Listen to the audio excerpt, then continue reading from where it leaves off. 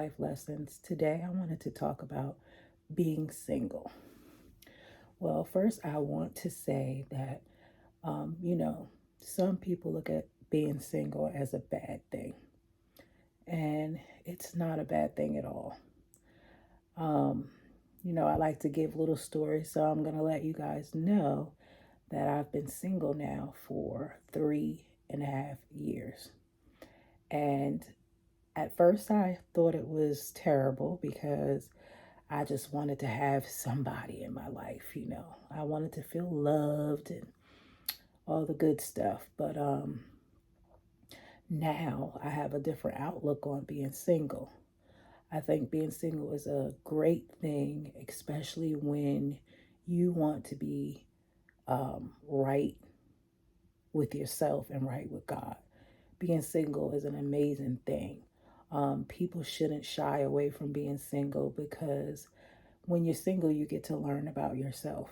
You know, you get time to see your likes and your dislikes and, change your ways, certain things that you might have been doing that, are not appealing, or, you just learn a different way of life because now you put God in your life.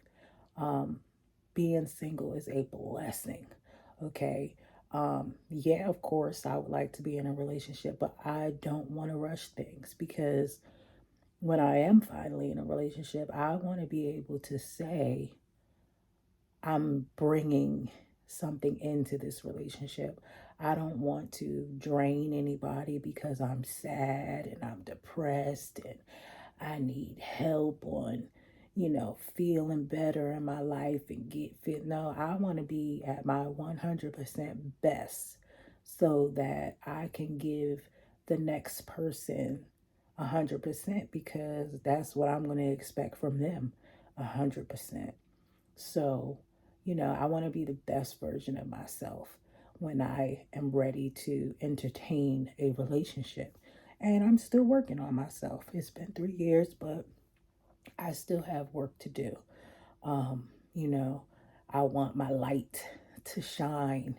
I want people to look at me and say, she's such an amazing person, a beautiful soul. That's what I want to say. I want people to say, she's such a beautiful soul. Um, that's one of the things that, I'm working towards. But I just want y'all to know, like, being single, like, take yourself to the mall, take yourself out to dinner, take yourself for a spa day, or, just hang out with yourself, go to the library, read a book, you know, just get to know your likes and your dislikes, because also being with yourself is great because you can let people know, your boundaries, your bottom lines, you know. If you don't spend time with yourself enough to know that, again, you fall for anything.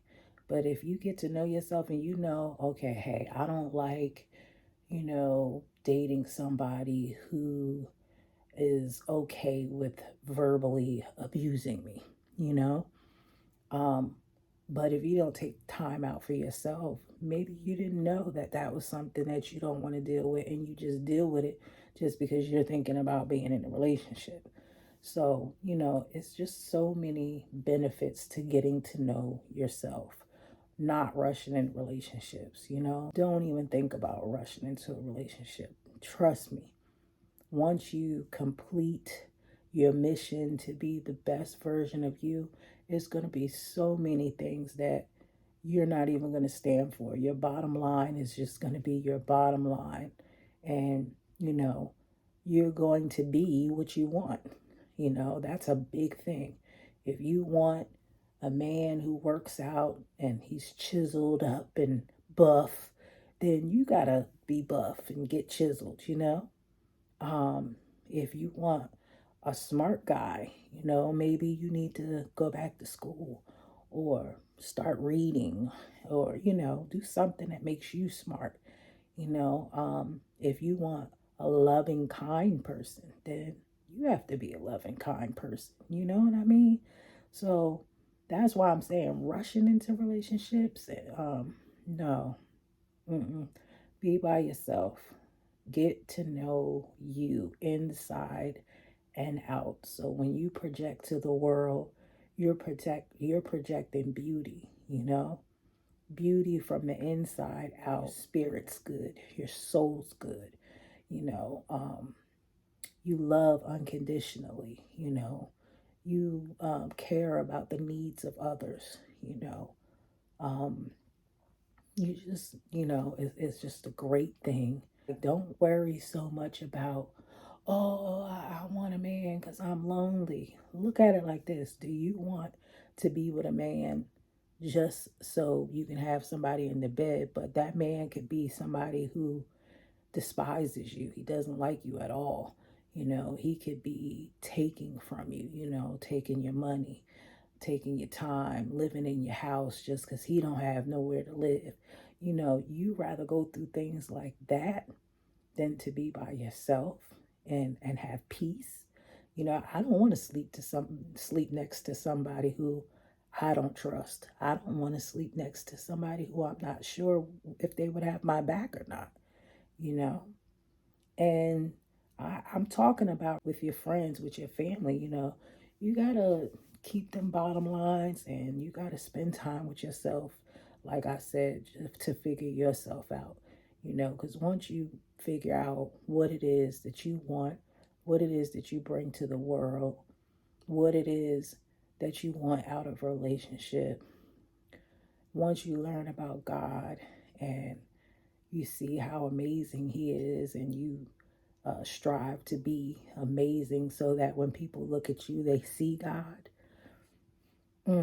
I'm telling you, y'all, it's a whole nother feeling and it feels so good. So, ladies, if you're depressed and down and you're in a relationship with a man that does not deserve your time or attention at all, listen, get away from him and get up under yourself and get up under God, and you won't regret it. Yes, it's hard at first. It's very hard to just be alone, but you're actually not alone because God is there with you.